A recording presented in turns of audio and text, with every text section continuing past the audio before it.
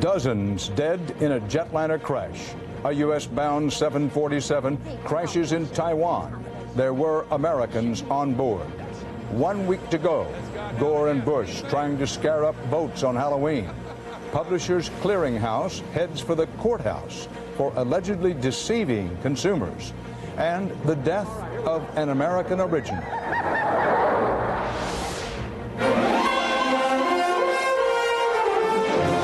This is the CBS Evening News with Dan Rather reporting from CBS News headquarters in New York. Good evening. It was late Tuesday night on the other side of the world in Taiwan. And despite the driving rain and howling winds of a Pacific typhoon, a Singapore Airlines 747 began its takeoff roll at Chiang Kai-shek International Airport. It was a disastrous mistake. Flight 6, Taiwan to Los Angeles, was nearly at takeoff speed when it apparently struck something on the runway and crashed in flames. The passengers included 47 Americans. It's feared the death toll could approach 100. CBS News correspondent Bob Orr has our report. Flaming wreckage littered the tarmac at Taipei's International Airport, burning remnants of what was Singapore Airlines Flight 006. The Boeing 747 bound for Los Angeles broke apart and exploded in flames when it crashed while trying to take off in stormy weather. Many of the 179 people on board never had a chance, as the flames, fed by a full load of fuel, engulfed the jumbo jet. But scores did get out, some aided by emergency crews who battled scorching heat and driving rain. Others escaped from the plane's tail, which had separated from the fuselage. The tail section was completely on its side. They couldn't open the emergency door because it was on the ground. It wouldn't open. We stumbled over debris, and finally we made our way out. And the pilots who survived the crash say they were speeding down the runway when they felt the 747 hit something. The pilots slammed on the brakes to stop the takeoff, but the plane skidded across the wet runway, broke apart, and exploded in flames. CBS aviation consultant John Purvis, who investigated accidents for Boeing, says the bad weather may have been to blame. The visibility, I guess, was down around a quarter of a mile. And it might be at night, wet runway, shiny reflecting lights that the crew might not have ever seen what was there on the runway in front of them. Many of the survivors say they were worried about taking off in the storm. When we were on the runway, I almost felt seasick because there was so much movement in the plane. Passenger John Diaz was nervous too. When we were taking off, all of a sudden we felt this big bounce, and then all hell broke loose. I ran to the door, and people were trying to get it open, hit the door popped open, jumped out and ran away.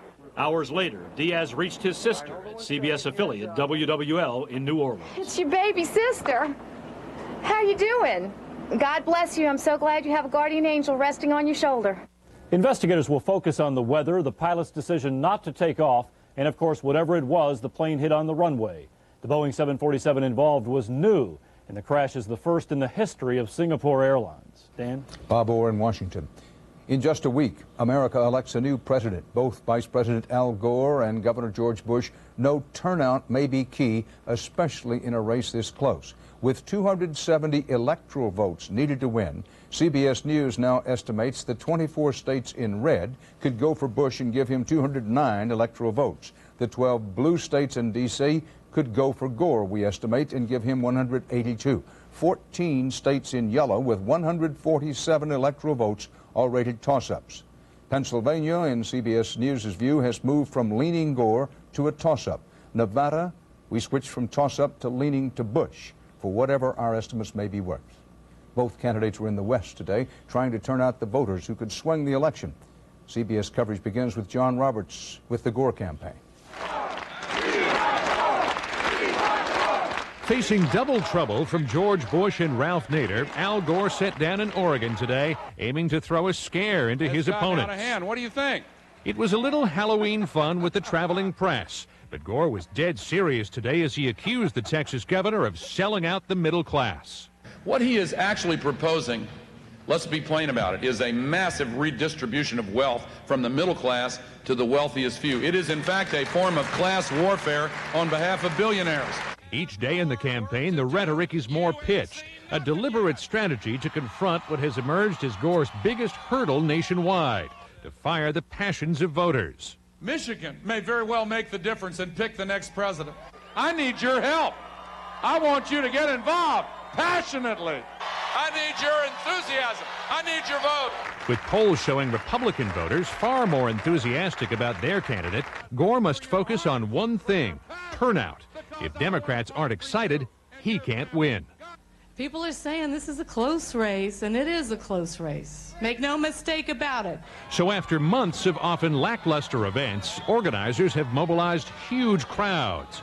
Gore has even resurrected the famous convention kiss, hoping all that energy and heat will rub off on voters.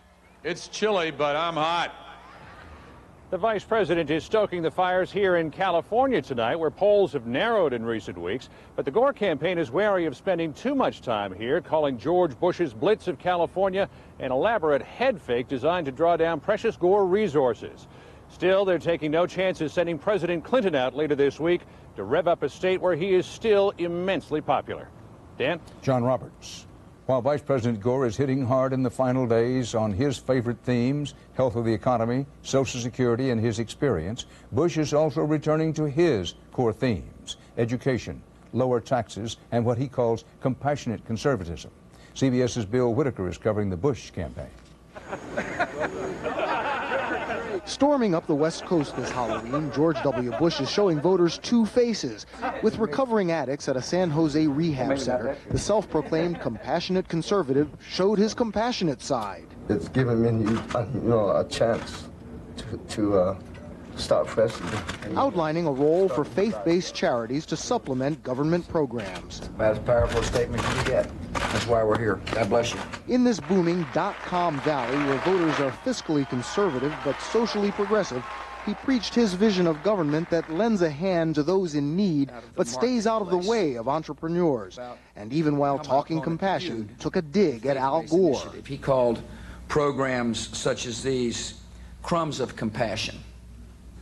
I don't believe that. I believe programs such as these are the bread of life. It's part of a two-pronged approach to a single purpose: to rouse supporters to go to the polls. If the soft sell doesn't work, maybe the hard line will.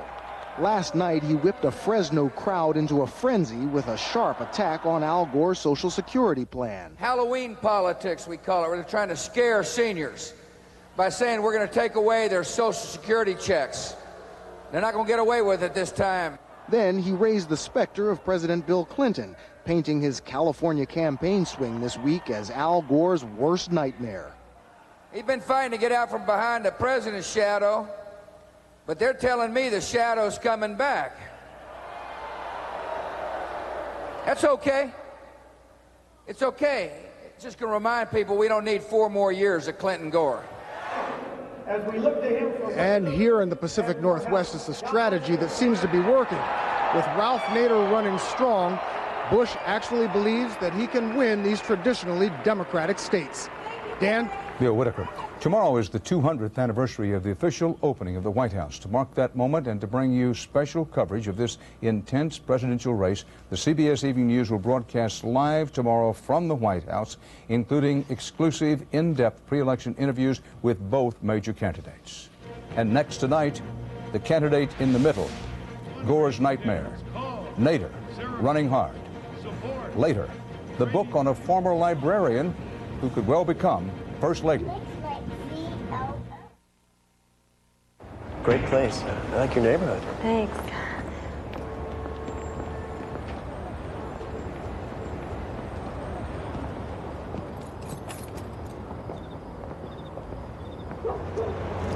Oh, Sorry. Time to buy a Galant. 0 down, 0 interest, and 0 payments for an entire year on our best-selling Mitsubishis. Hurry, this deal ends soon.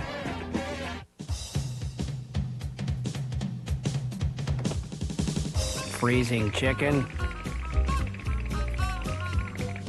Only new Ziploc Double Guard freezer bags have an inner layer that clings to seal out air that causes freezer burn. Regular freezer bags don't. Put an end to freezer burn. The new Ziploc Double Guard Freezer Bag. S.C. Johnson, a family company.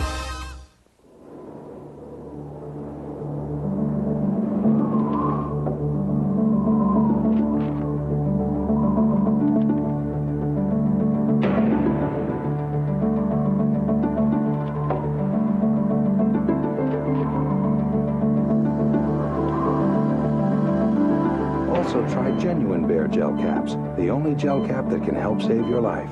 Bear, take it for pain, take it for life. There's news tonight about extensive big money corporate lobbying. A consumer group reports the prescription drug industry has shoveled a record $230 million or more into lobbying and political campaigns in just the last 2 years. That's far more than any other single industry spent. Last year alone, the drug companies deployed 297 lobbyists. That's more than one lobbyist for every 2 members of Congress. This study is from Public Citizen, the group founded by Ralph Nader.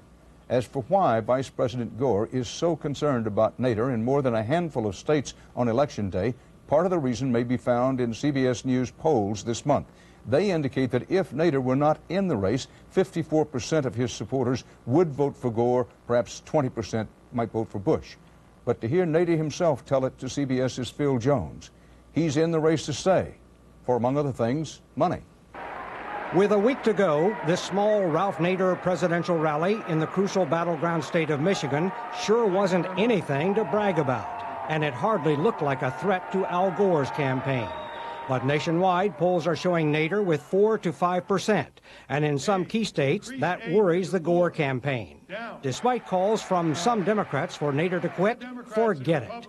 Today, he launched a new air war, a cynical jab at what Nader has called the arrogancy of both the Democratic and Republican parties. When I grow up, I want to be disillusioned, disenchanted, disenfranchised. When I grow up, I want politicians to ignore me. Is this what you want from your government? The Democratic Party insiders argue that the people coming out for Nader would actually vote for Vice President Gore if Nader were not running. However, Nader claims these are independents, first-time voters, and people from both parties who are fed up. As for Nader, there's no turning back. He doesn't care who is elected, and he's convinced he owes Al Gore nothing. Who do you think, between Gore and Bush, will listen more to what your voters have said? Neither. Neither. I've had 8 years' experience with Al Gore. I couldn't even get him to go down 3 blocks to the Capitol Hilton and address 1,000 leaders of environmental, consumer, labor, minority, civil rights, women's rights groups, all the groups that are in Washington, D.C. He couldn't be bothered, nor could Bill Clinton. Victory for Ralph Nader doesn't mean getting to move into the White House, but to get the 5% his Green Party needs to qualify for millions of dollars in federal matching funds. Phil Jones, CBS News, Washington. Next on the CBS Evening News, Publishers Clearinghouse, sweepstakes or swindle?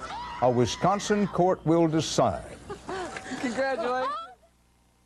Hello, America, how are you? We're both feeling good. I'm really great. You know, eating right helps you feel good, and that's what Healthy Choice is all about. And now there are 14 new meals to help you feel good.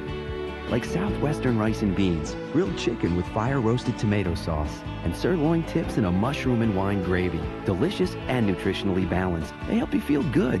Healthy Choice. Feel good food. I think he's doing great. I feel really good. Oh. I see lots of people with allergies, but the ones with multi-symptom nasal allergies, they're suffering from it all. The sneezing, itchy, runny nose, the nasal congestion. For that kind of allergy, I prescribe multi-symptom Flonase. Flonase nasal spray once a day relieves nasal allergy symptoms all day and night. All it takes is Flonase. The #1 prescribed nasal allergy spray. Even kids as young as 4 can use Flonase. For best results, use daily. If side effects occur, they are generally mild and may include headache, nosebleed, or sore throat. Call to learn more. Ask your doctor about multi-symptom Flonase. When you get it all it takes is Flonase. 50-state quarter program is one of the most unique programs our country has ever seen. Each quarter is a miniature work of art. If you want to collect them, the Mint has coin sets and maps to help you get started. If we haven't gotten to your state yet, you can bet that it's coming.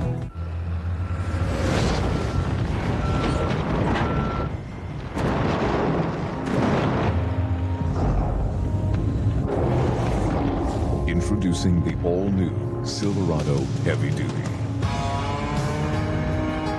The most powerful heavy-duty pickup you can get. Silverado Heavy Duty. More truck from Chevy.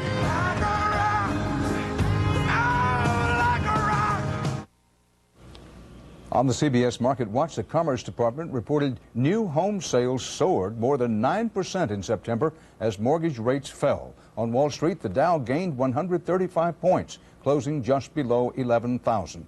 The Nasdaq jumped 178. With its huge sweepstakes promotions, Publishers Clearinghouse is often accused of using trickery to sell magazines. It has always settled such charges out of court. But tomorrow, it goes on trial in Wisconsin, charged with deceiving thousands of consumers. CBS's Cynthia Bowers has more on a case that could cost the company millions. This is the familiar face of Publishers Clearinghouse. A jubilant sweepstakes winner holding a big check. But Jerry Olin says she's been waiting on the prize patrol for 2 years. First thing I did was tape it right up to the window so they wouldn't miss me. It's been out there ever since. Olin reckons she spent more than $50,000 on magazines, gadgets, all kinds of stuff, all because she thought buying would better her chances of winning. And I was really involved because of what they were writing to me on what a winner I was. No, I didn't win nothing. Wisconsin's Attorney General collected her letters and thousands of others, which he will use as evidence in this week's landmark trial. They sent out letters that said that you can't tip the prize patrol, so buy a product now. They sent out letters asking people what dinner they want when they went to New York in the winner's circle. Publishers Clearinghouse denies its mailings are misleading and says it has millions of happy customers to prove it. It clearly indicates throughout our mailings that no purchase is necessary. The fact is that sweepstakes are a legitimate marketing technique that are used by major companies throughout the country. Publishers Clearinghouse is no stranger to charges that sweepstakes are deceptive. In fact, the company just settled with 24 states, agreeing to pay $20 million in restitution. But here in Wisconsin, they say that settlement doesn't go far enough. Part of our case is that they have focused these solicitations on older people. People like 85-year-old Hulda Reese, who in the last months of her life spent money meant for medicine on the sweepstakes. She just thought that she had to buy something every time. Jerry Olin still has her health, but her nest egg is long gone. She still keeps her winner sign in the window, but as a warning, not a welcome.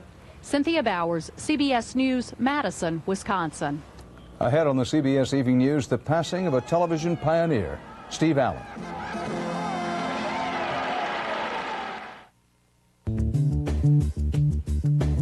I will pursue greater growth opportunities to reach my goals. Historically, being aggressive has made sense. Despite 9 recessions since World War II, the market's up 71-fold because earnings are up 58-fold. Earnings drive the market. The Fidelity Aggressive Growth Fund seeks companies with accelerated earnings or revenue growth potential. See what Fidelity Money Management Excellence can do for you. Get the Fact Kit today. Call 1-800-FIDELITY or visit fidelity.com. You know my friend Mr. Moretti. He worries about the arthritis in my hands. So he came with me to the doctor. Tylenol Arthritis Pain Extended Relief. As effective as the most prescribed arthritis pain medicine, but gentler to your stomach. Mr. Moretti says I have beautiful hands. Tylenol Arthritis Pain. Take comfort in our strength. And now introducing a Flexaglucosamine, a supplement to help promote healthy joints.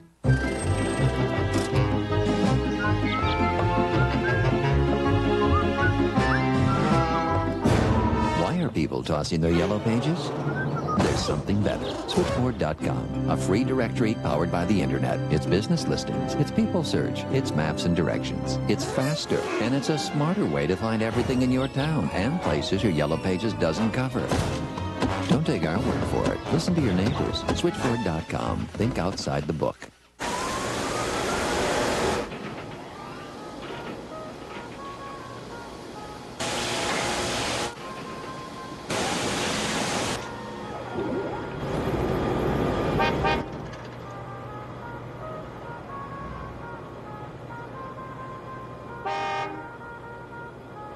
Time to buy Montero Sport.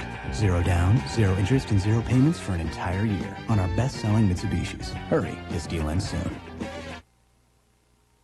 The White House opened its doors 200 years ago this week. Next week, a new president will be chosen. So join us for a campaign special live from the White House, where history and the future meet. Both candidates will tell Dan Rather why they should live there in final pre-election interviews. Tomorrow on the CBS Evening News. U.S. military forces in Kuwait and Saudi Arabia went to the highest state of alert today, joining all other U.S. forces in the region after intelligence reports of new attack plans by agents of terror mastermind Osama bin Laden. Off the coast of Yemen, the target of the last attack, possibly linked to bin Laden, the crippled USS Cole, is now aboard a Norwegian ship carrier, beginning a month-long voyage to the United States. In Kazakhstan, Expedition 1 finally got off the ground today. The big Russian Soyuz rocket blasted off into a dense fog. On board, the American astronaut and 2 Russian cosmonauts who will be the first official residents of the International Space Station. They're scheduled to move in up there on Thursday for a 4-month stay. He was a humorist, author, composer of thousands of songs, and one of the genuine pioneers of television. Steve Allen died in his sleep last night at the age of 78.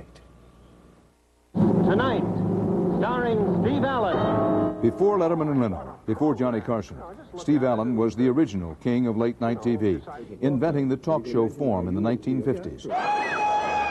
He moved to primetime with his own Steve Allen Show, a mix of comedy and variety that, among other things, helped introduce Elvis Presley to America in 1956.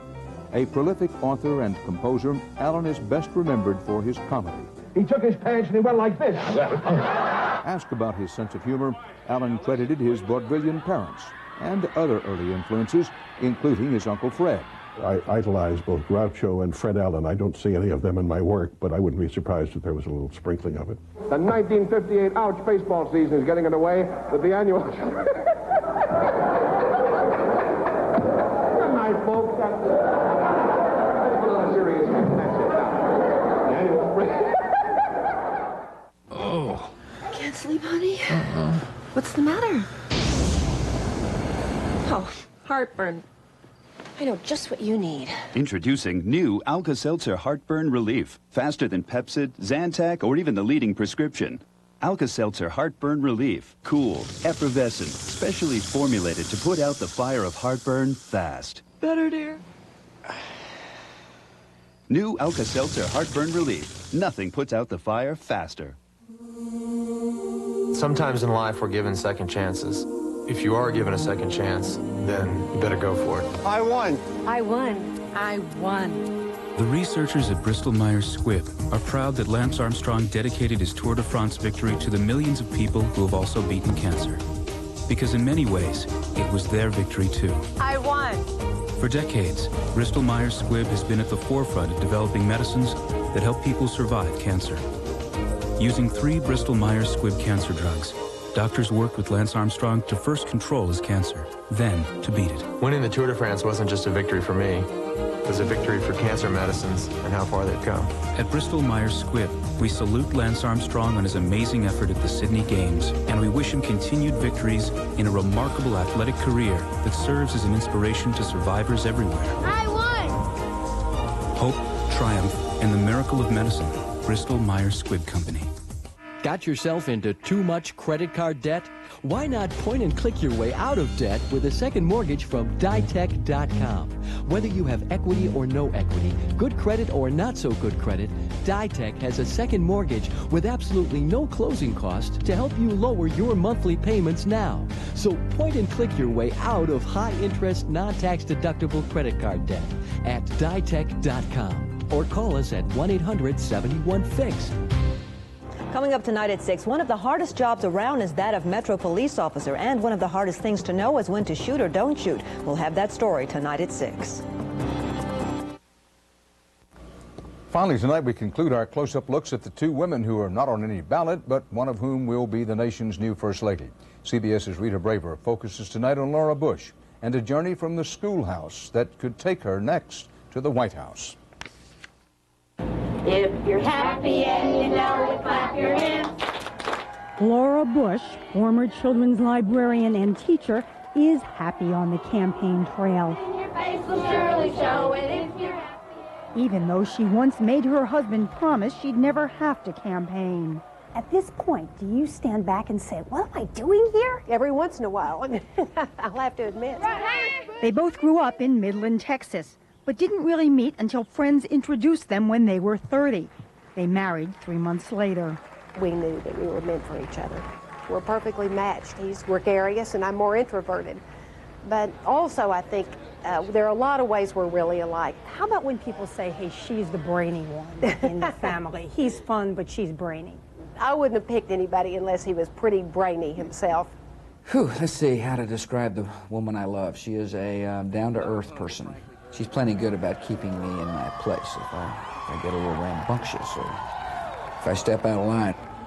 But she keeps her counsel private, though there's speculation that in contrast to her husband, she opposes the death penalty and supports abortion rights.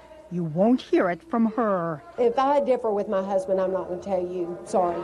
She pointedly says she's not her husband's advisor. She's his wife.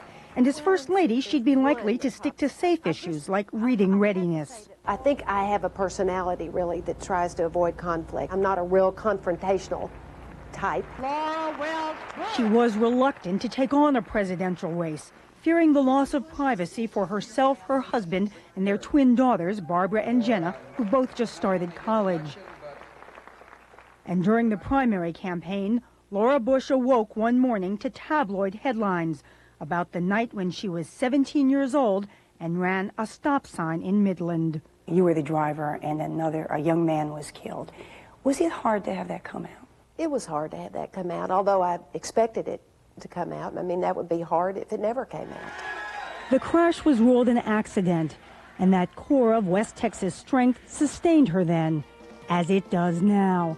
In fact, she says she and her husband will be fine, win or lose. I think we have our priorities right. So I think that's right. I think we will be. Right now, what's your bet? I think we're going to win. I think we're going to win. It's my honor to get to introduce my husband and the next President of the United States, George Bush. And just think, she wasn't even interested in politics until she met her husband. Rita Braver, CBS News, New York.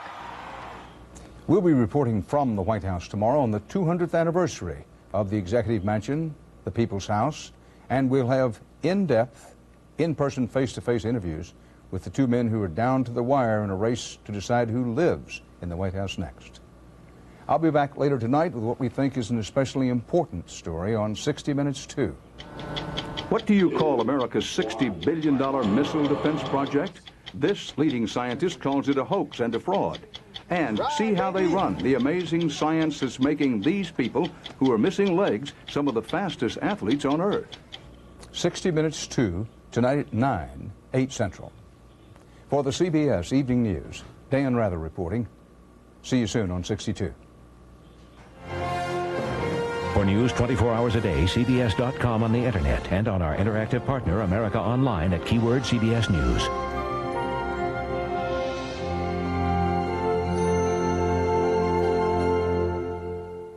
This is CBS. Coming up on News Channel 5 at 6, you can now get an education without ever stepping foot in a school. We'll tell you how you can earn your degree from home. Plus, police have to make deadly decisions in an instant. What's the scenario to tell them when they should shoot or don't shoot?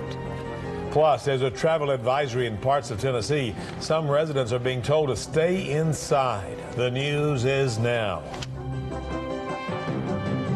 From the News Channel 5 Network, this is News Channel 5 at 6, your news and information leader. Good evening, everyone. I'm Chris Clark. And I'm Vicki Yates. Nightfall in Cumberland and Roane counties in East Tennessee is making a dangerous situation even worse. Smoke from raging brush fires is making it hazardous to drive and hard to breathe. News Channel 5's Lydia Linker tells us someone, and not Mother Nature, is responsible. The fire crews worked through the night battling the brush fires. Some 2,000 acres of Cumberland and Roane counties have burned, and officials